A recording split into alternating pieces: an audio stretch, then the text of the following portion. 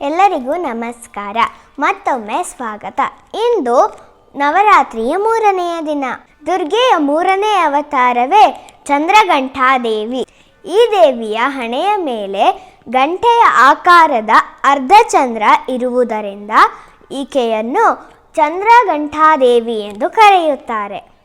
ಆಕೆಯು 10 ಆಯುಧಗಳನ್ನು ಕೈಯಲ್ಲಿ ಹಿಡಿದುಕೊಂಡವಳು ಮತ್ತು ದುಷ್ಟಶಕ್ತಿಗಳೊಂದಿಗೆ ಯುದ್ಧಕ್ಕೆ ತಯಾರಾಗಿ ನಿಂತಿರುವಳು.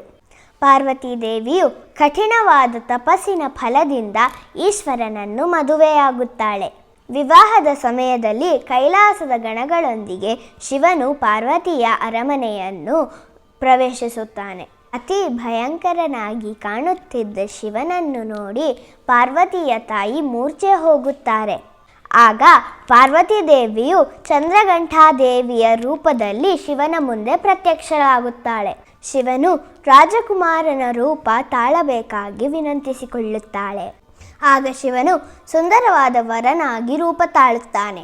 ಶಿವಪಾರ್ವತಿಯರ ಮದುವೆ ನೆರವೇರುತ್ತದೆ. ಚಂದ್ರಘಂಟಾದೇವಿಯ ಆರಾಧನೆಯಿಂದ ಮನಸ್ಸಿನಲ್ಲಿರುವ ಭಯವು ದೂರವಾಗುತ್ತದೆ. ವಿಶ್ವಾಸ ಬೆಳೆದು ದೇವಿಯ ಮಸ್ತಕದಲ್ಲಿರುವ ಚಂದ್ರಘಂಟೆಯ ನಾದವು ದುಷ್ಟಶಕ್ತಿಗಳನ್ನು ದೂರ ಮಾಡುತ್ತದೆ. ಮನೆಯಲ್ಲಿರುವ ನಕಾರಾತ್ಮಕ ಶಕ್ತಿಯನ್ನು ದೂರ ಮಾಡುತ್ತಾಳೆ.